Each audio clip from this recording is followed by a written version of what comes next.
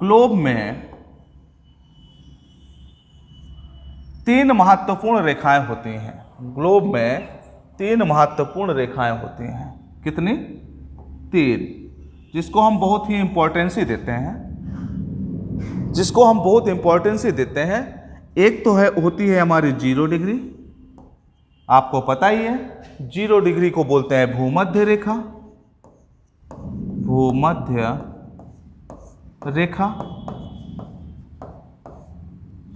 और दूसरी है 23.5 डिग्री उत्तर, जिसको हम बोलते हैं कर्क रेखा, और जो तीसरी होती है वो दक्षिण में है 23.5 डिग्री पर, इसको बोलेंगे हम मकर रेखा।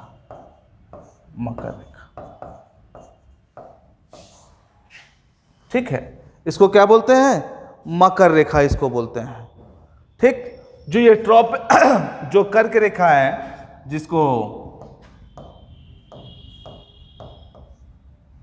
हाँ, तो कर्क रेखा की इंपॉर्टेंस यहां पे है क्या, इसके विषय में जानना है। दरअसल क्या है ना भैया, कि जो ये कर्क रेखा है हमारे भारत देश के मिडिल से होके गुजरती है, और इसके बीच में 8 राज्य आते हैं। कितने राज्य आते हैं? 8 राज्य आते हैं। और वह राज्य कौन कौन से, कहां कहां से ये होके गुजरती है, उसी के विषय में मुझे आपको बताना है। ठीक, तो देखिएगा, ये जो आपकी कर्क रेखा है यह भारत के मिडिल से होके गुजरती है। चलिए देखते हैं कर्क रेखा भारत के कौन कौन से राज्यों से होके गुजरती है ना, देख लेते हैं इसको। तो ये पहले है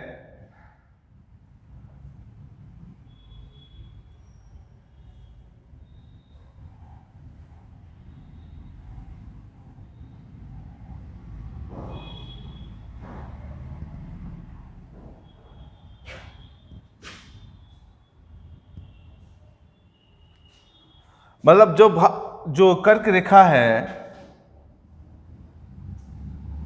वह भारत के 8 राज्यों से होकर पूरे गुजरती है। कर्क रेखा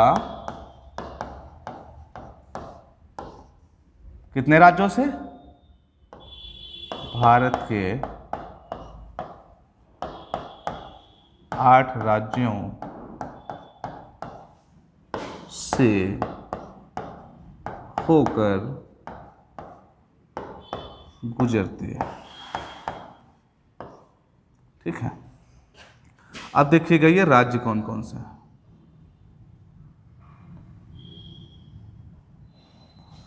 तो राज्य कौन कौन से हैं इसके विषय में देखते हैं। तो पहले तो है आपका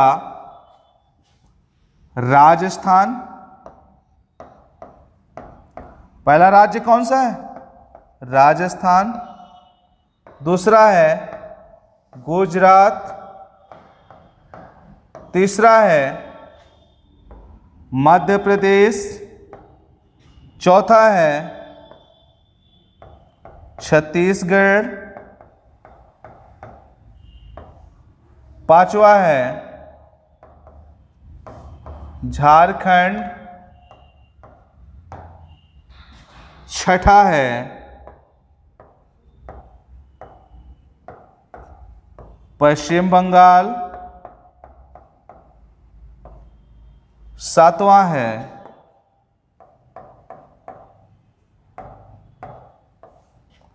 त्रिपुरा। सातवां है त्रिपुरा और आठवां है मिजोरम।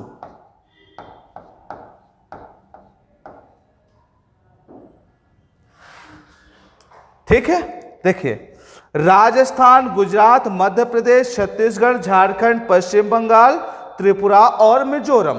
और एक चीज आपको बता दूं, लोगों के बीच में एक मतलब लोग ये बताते हैं कि सर ट्रिक इसका बता दीजिए, ट्रिक से हमें इसको पढ़ना है। तो भैया एक चीज हमेशा याद रखिए, अगर ट्रिक के चक्कर में पड़ेंगे तो जीवन ही आपका ट्रिक हो जाएगा। इसीलिए हमेशा कॉन्सेप्ट को पकड़ने का प्रयास करें। आखिर सोचिए, आप लोग सोचिए खुद कि ट्रिक से कितनी चीजें याद रख सकते हैं, बताइए। अरे ट्रिक तो भैया खुद की बनाई हुई होती है कि हमें कोई चीज का कॉन्सेप्ट पता है, कोई चीज हमारे नॉलेज में है, उसको हम कितना सॉर्ट आउट करके अपने जहन में रख सकते हैं, वही तो ट्रिक होता है। लेकिन मैं अगर अपने ट्रिक दूं, मैं अपनी बात आपको बताऊं, तो रटना तो आपको उसको भी पड़ेगा। ठीक, थोड़ी देर के लिए अच्छा बहुत लगता है, वाह क्या ट्रिक मिल गई, इससे तो मैं कमाल कर दूंगा, लेकिन कितनी देर तक? जितनी देर तक पढ़ेंगे। इसीलिए कॉन्सेप्ट पर विशेष ध्यान दें और ट्रिक और इसके चक्कर में ना पड़ें। अगर ट्रिक पढ़ना भी है तो अपने से खुद डेवलप करिए आप ट्रिक, अपने अंदर जुनून जगाइए कि नहीं, मैं किसी की बताई हुई ट्रिक पे नहीं डिपेंड होऊंगा, मैं खुद ट्रिक बनाऊंगा। और जब आप खुद पढ़ेंगे पूरा डिटेल से और ट्रिक बनाएंगे तो आपको पता होगा कि किस चीज का मतलब क्या होता है। और यहां पर मैंने बता दिया, चलो राजस्थान है, मैंने आर ले लिया, गुजरात है जी ले लिया, हाँ एमपी है एम ले लिया, छत्तीसगढ़, चलो मुझे तो पता है कि आर का मतलब राजस्थान, जी का मतलब गुजरात, क्योंकि मैंने पढ़ा है। और जो नहीं पढ़ा वो केवल ट्रिक से पढ़ा, अगर कभी कोई और चीज आ गया तो वो आर का मतलब राजस्थान समझेगा हर जगह, और जी का मतलब गुजरात ही समझेगा। तो इसीलिए कह रहा हूं कि कॉन्सेप्ट क्लियर कर लीजिए और अपने से खुद पढ़िए और उसके बाद ट्रिक डेवलप करिए, तो वह आपके लिए बहुत ही मददगार होगी, बेहतर होगी आपके लिए। ठीक है, तो इसीलिए मैं किसी ट्रिक पे बात ना करते हुए आपसे सीधा बात करता हूं कि आप ऐसे मैप उठाइए, एटलस उठाइए, उस पे देखिए कि ये राजस्थान है, ये गुजरात का भाग है, यह राजस्थान का भाग है, गुजरात का भाग है, या मध्य प्रदेश का भाग है, छत्तीसगढ़ का भाग है, झारखंड का भाग है ना, पश्चिम बंगाल का एरिया है, ये त्रिपुरा का एरिया है, और ये आपके मिजोरम का एरिया है। और अब जो भी आप बनाना चाहें इसको आप ट्रिक बना लीजिए। ठीक है, तो ये रहे हमारे 8 राज्य जहां से कर्क रेखा होकर के गुजरती है। अच्छा चलिए एक इंपॉर्टेंट सी और बताता हूं इसके। एक क्वेश्चन और पूछा करता है कि भारत के किस राज्य की राजधानी, भारत के किस राज्य की राजधानी से होकर कर्क रेखा गुजरती है, मतलब 2 भागों में उस राजधानी को डिवाइड करती है। तो मेरे प्यारे दोस्तों याद रखें कि यह जो झारखंड का राज्य है, इसकी राजधानी रांची के बीचों बीच से होकर गुजरता है क्या? कर्क रेखा। रांची के बीचों बीच से होकर गुजरता है कर्क रेखा। वैसे तो बहुत सारे क्षेत्र आते हैं इसमें, जैसे गांधीनगर की बात करें या भोपाल की बात करें या तो पश्चिम बंगाल की बात करें, कलकत्ता की बात करें, बहुत सारे क्षेत्र आपको मिलेंगे जो इसके कहीं थोड़ा सा ऊपर नीचे इससे होंगे। लेकिन रांची एक ऐसा राजधानी क्षेत्र है, या कह सकते हैं रांची जो झारखंड की राजधानी है रांची, वह उसके मिडिल से होकर के कर्क रेखा गुजरती है, मतलब बीचों बीच से होकर गुजरती है। तो इस बात को भी आप याद रखेंगे। ठीक है, अब देखिएगा अगर ये क्लियर हो गया हो तो मैं थोड़ा आगे बढ़ूं। देख लीजिएगा, लिख लें इसको, राजस्थान, गुजरात, मध्य प्रदेश, छत्तीसगढ़, झारखंड, पश्चिम बंगाल, त्रिपुरा और मिजोरम। अब चलो आगे बढ़ते हैं, हम आगे बढ़ते हैं। अब एक बात और पूछा जाता है, IST है ना, IST। ये तो इसके पहले जो मैंने बात किया कर्क रेखा कितने राज्यों से होकर गुजरती है। अब ये बात आ जाती है कि IST क्या है, तो इसको कहते हैं भारतीय मानक समय। अब जब भारतीय मानक समय की बात किया जाए तो भारतीय मानक समय की जब बात करते हैं कि भारत का मानक समय कहाँ से लिया गया है, तो सीधा सा जवाब आता है कि सर जी ये तो इलाहाबाद या नैनी या मिर्जापुर या गोपीगंज। फिर गड़बड़ कर दिए, अरे कहाँ, चारों जगह से थोड़ी ना लिया जाएगा, है ना, भारत का स्टैंडर्ड टाइम। और आप लोगों को पता होगा कि जो भारत का स्टैंडर्ड टाइम है वो 82.5 डिग्री पूर्वी देशांतर से होके गुजरता है। कितना? 82.5 डिग्री पूर्वी देशांतर। 82.5 डिग्री पूर्वी देशांतर से होके गुजरता है। जब इसकी बात करें तो आगे देखिए कि ये कितने राज्यों से होके गुजर रहा है, कितने राज्यों से होके ये गुजर रहा है। तो जब ये राज्यों की बात आती है तो सर्वप्रथम पहला राज्य आ जाता है यूपी। देखिएगा, यूपी, एमपी, छत्तीसगढ़,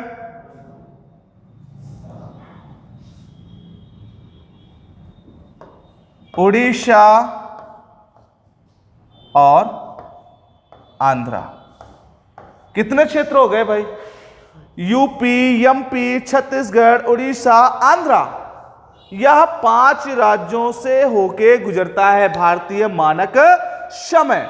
अब जैसे मैंने कहा कि नैनी आ जाए, गोपीगंज आ जाए, मिर्जापुर आ जाए, इलाहाबाद आ जाए, और आप पूछेंगे कि सर जी ने तो नैनी बताया है, तो नैनी ही होगा।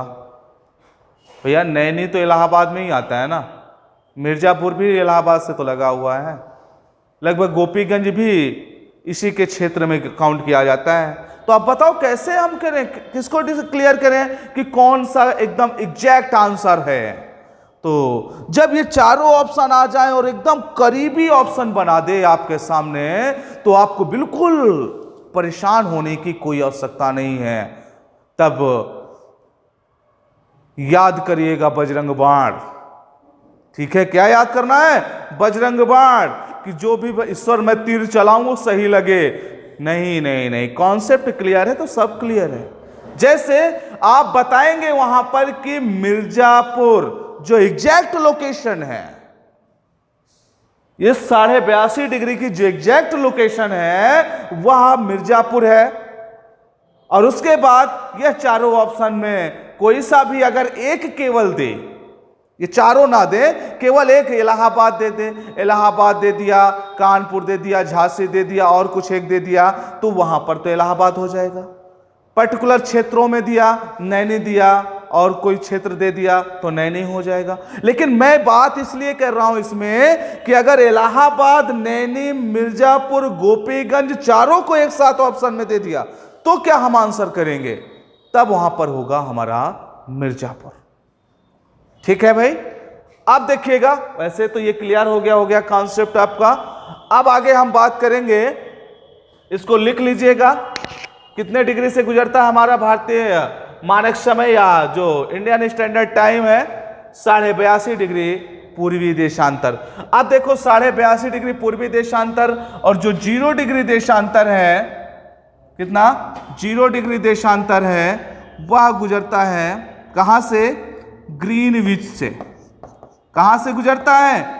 ग्रीनविच लंदन से गुजरता है। और ये 0 डिग्री है और ये 82.5 डिग्री है। तो 82.5 डिग्री मतलब कहा जाए कि जो 0 डिग्री देशांतर है, इसके पूरब में जाने पर समय बढ़ता है और पश्चिम में जाने पर समय घटता है। तो अब 0 डिग्री से अगर आप पूरब में जाएंगे तो जाहिर सी बात है कि 15 डिग्री बराबर 1 घंटा के। कितना? 1 घंटा के।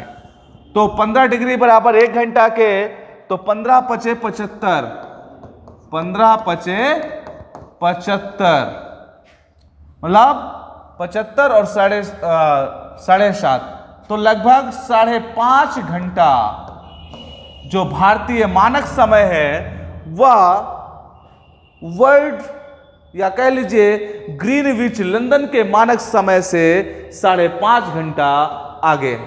कितना? 5.5 घंटा आगे है। ठीक, चलिए, ये तो फिर बाद में जब हम अक्षांश और देशांतर के रूप में विस्तार से पढ़ेंगे तब हम वहां पे और अच्छे से इसको क्लियर करेंगे।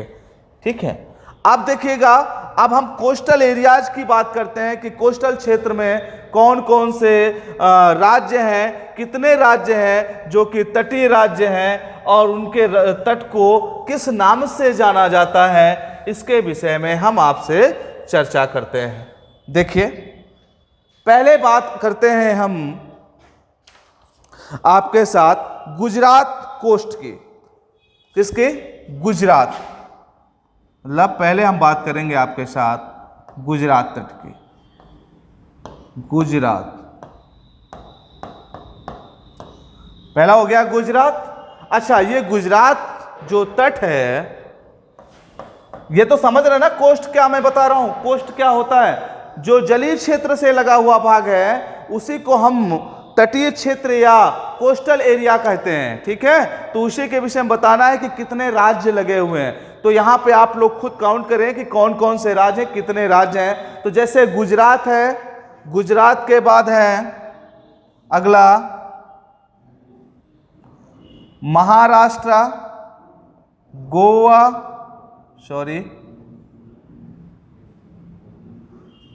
महाराष्ट्र, गोवा,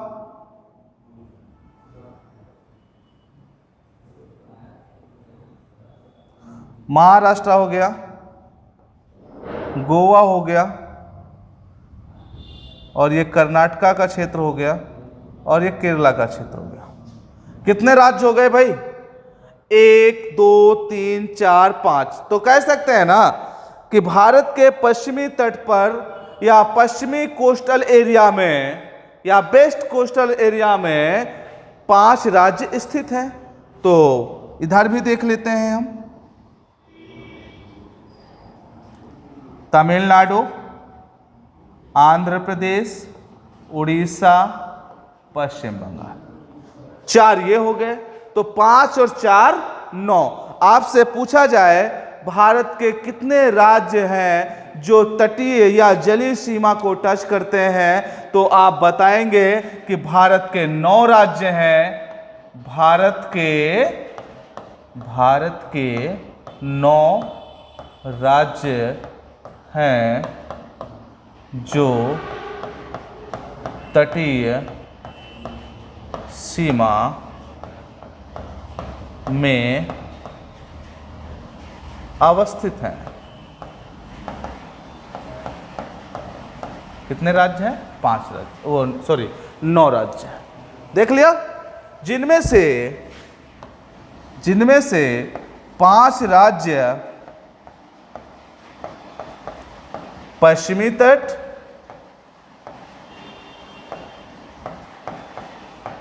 और 4 राज्य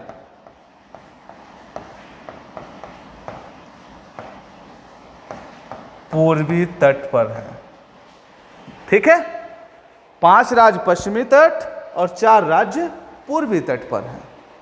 इसको नोट डाउन कर लीजिएगा।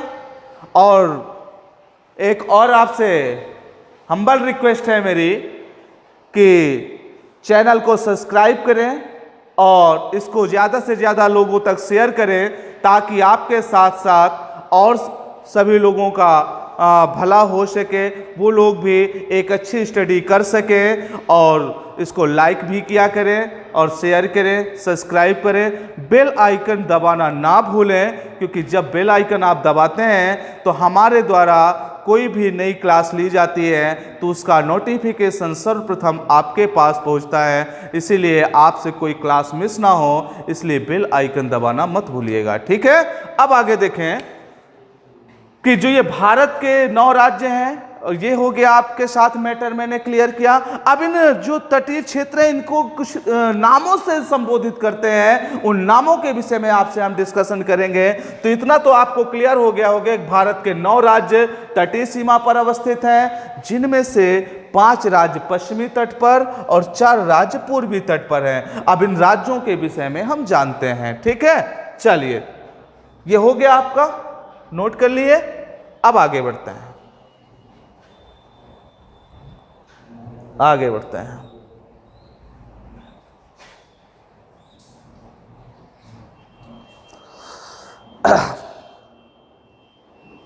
पहले बात करते हैं हम गुजरात तट की।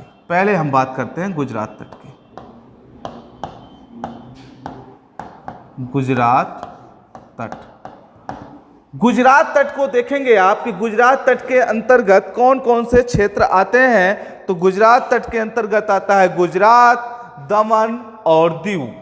ये भी पूछ सकता है आपसे कौन कौन से आते हैं, गुजरात, दमन और दीव। ठीक, गुजरात के तट पर कौन कौन आते हैं, गुजरात के तट पर आते हैं गुजरात, दमन और दीव। ठीक, और इसके बाद जब दूसरा क्षेत्र है, या इसी को हम इसी के आगे एक और नाम से जानते हैं, थोड़ा सा भाग है यहां पे, इसी को हम बोलते हैं काठियावाड़ तट। क्या बोलते हैं, काठियावाड़ तट। अब काठियावाड़ तट किस राज्य के से लगा हुआ है, गुजरात से। यह भी एकदम आपको क्लियर होना चाहिए, बिल्कुल क्लियर बात है। इसको आराम से नोट करिए, रीड करिए और एग्जाम को क्रैक करिए, क्योंकि आप एग्जाम क्रैक करेंगे ना, वही मेरी सबसे बड़ी सफलता होगी। देखिएगा, आगे चलें। नेक्स्ट है कोक्कर तट। अगला है कोक्कर तट। अगला है ये, इसको थोड़ा हटा देता हूं, लिख लिया आप लोगों ने, चलिए कोई ना, यहां पे लिखता हूं मैं। अगला है कोक्कर तट।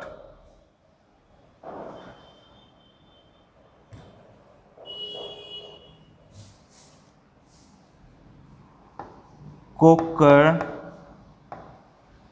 तट। अब कोक्कर तट के अंतर्गत जो राज्य शामिल होते हैं, उन राज्यों में है आपका महाराष्ट्र और गोवा। बहुत इंपॉर्टेंट चीजें हैं, ध्यान रखेंगे इसको। कोक्कर तट के अंतर्गत जो शामिल होते हैं राज्य, वो महाराष्ट्र है और गोवा है। अच्छा, ये पूछा जाता है ये कहां से कहां तक लगता है कोक्कर तट, तो ध्यान रखें, कोक्कर तट जो आपका लगता है, इसका जो क्षेत्र है वो दमन से लेकर रोहा तक है। बहुत इंपॉर्टेंट है, दमन से रोहा, दमन से लेकर कहां तक, रोहा तक। इंपॉर्टेंट है, बहुत इंपॉर्टेंट है, इसको नोट डाउन जरूर करिएगा और इसको याद रखना है आपको कि कोक्कर तट महाराष्ट्र और गोवा में विस्तृत है। कहां कहां विस्तृत है, महाराष्ट्र से गोवा तक विस्तृत है। अच्छा, अगर पूछा जाए ये कहां से कहां तक है, मतलब ये तो राज्य हो गए, क्षेत्र अगर पूछ लिया तो आप बताएंगे दमन से लेकर के रोहा तक यह विस्तृत है। और आगे देखेंगे इसके बाद कन्नड़ कोस्ट या कन्नड़ तट। अगला है कन्नड़ तट। कन्नड़ तट कहां है, कर्नाटक राज्य में है। कहां पे है, कर्नाटक राज्य में। अच्छा, कन्नड़ तट कहां से कहां तक विस्तृत है, तो ध्यान दें, ये कन्नड़ तट जो है रोहा से बेंगलोर नहीं, मैंगलोर कहां है, कर्नाटका में। तो जो कन्नड़ तट है उसका विस्तार रोहा से मैंगलोर तक है। कोक्कर तट का विस्तार दमन से रोहा तक है। और कहा जाए गुजरात तट या उसी को सौराष्ट्र तट भी कह सकते हैं, उसका विस्तार जो है वो दमन और दीव, मतलब गुजरात का पूरा तट आता है, दमन, दीव और गुजरात का पूरा क्षेत्र। तो इसीलिए इन क्षेत्रों को याद रखना होगा आपको। और अगला जो क्षेत्र है वो है मालाबार तट। मालाबार तट अगला कौन सा है, मालाबार तट। मालाबार तट, मालाबार तट केरला में है, केरल में। बस ये इसका कहानी इधर का खत्म। पांचों राज्य हो गए, गुजरात, महाराष्ट्र, गोवा, गोवा, कर्नाटका, केरला। और इनके तटों को किस नाम से जानते हैं, मैं आपके सामने नोट डाउन कर दिया कि दमन से रोहा को कोकर तट कहते हैं और कन्नड़ तट रोहा से मैंगलोर को कन्नड़ तट कहते हैं। मालाबार तट जो है वो केरला में अवस्थित है। ठीक, ये तो हो गए पश्चिम भाग के। अब पूर्वी भाग में देखते हैं। पूर्वी भाग की तरफ देखेंगे तो हम पहले है कोरोमंडल तट। ये क्या है? कोरोमंडल तट, इसको कहते हैं कोरोमंडल तट। ठीक भाई, देखिएगा कोरोमंडल तट किस राज्य में है? तमिलनाडु में। कहां पर है? तमिलनाडु। कोरोमंडल तट तमिलनाडु में। ये हो गया। कोस्टल क्षेत्र को क्या कहते हैं? कोरोमंडल तट कहते हैं। कोरोमंडल तट की विशेषता क्या है कि ठंडी के समय में यहां पर उत्तर और पश्चिम उत्तर पूर्वी मानसून से यहां वर्षा होती है। मतलब दक्षिण पश्चिम नहीं, उत्तर पूर्वी मानसून से वर्षा होती है। मतलब कह सकते ठंडी के समय यहां पे वर्षा होती है। इसी वजह से जब हम बात करते हैं कि दक्षिण की कौन सी नदी है जो वर्षवाहिनी है, तो वहां पर ऑप्शन में होता है गोदावरी, कृष्णा, कावेरी। तो लगभग ये सभी नदियां वर्षवाहिनी हैं, थोड़ा बहुत पानी इनमें रहता है। लेकिन जो कावेरी नदी का तट है या कावेरी नदी है, उसमें पर्याप्त मात्रा में पानी होता है। क्यों? क्योंकि जब दक्षिण पश्चिम मानसून सक्रिय होता है तो उससे उसे वर्षा मिल जाती है, और जब ये लौटता हुआ मानसून होता है जो तमिलनाडु तट पर वर्षा करता है तो उससे भी उसको वर्षा मिलती है, जिस कारण पूरे वर्ष वह उसका पानी फ्लो होता रहता है या उसमें पर्याप्त मात्रा में पानी उपलब्ध रहता है। ठीक है, अब आगे देखते हैं। कोरोमंडल तट के बाद अगला तट जो आता है, कोरोमंडल तट के बाद जो अगला तट आता है उसको हम नाम देते हैं उत्तरी सरकार तट। क्या नाम देते हैं? उत्तरी सरकार तट। उत्तरी सरकार तट। अब देखिए उत्तरी सरकार तट किस राज्य के तट में अवस्थित है? तो यह है आंध्र प्रदेश। कौन सा? आंध्र प्रदेश। कोई कंफ्यूजन अभी तक रहा हो तो उसको अपना क्लियर कर लीजिएगा।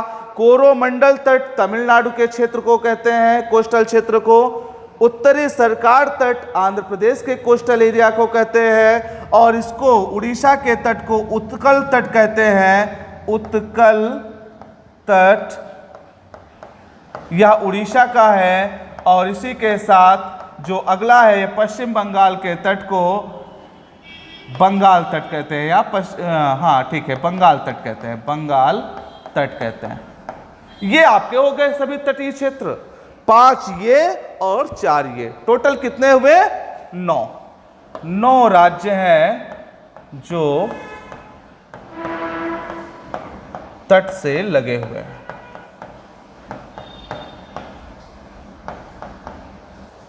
तट से लगे हुए हैं। चलिए, आज ये आपका टॉपिक कंप्लीट हुआ, और आशा करता हूं कि आपको यह मेरा पढ़ाया हुआ कंटेंट काफ़ी अच्छे से समझ में आया होगा, और जहां पर भी आपको थोड़ा भी डाउट लगता हो उसको ज़रूर कमेंट बॉक्स पे छोड़ेंगे, और उसके बाद मैं उसको जब रीड करूंगा तो जो भी आपके प्रॉब्लम्स होंगे उनका समाधान करने का पूर्णतः प्रयास करूंगा। और इसी के साथ आज की क्लास यहीं पे एंड करते हैं।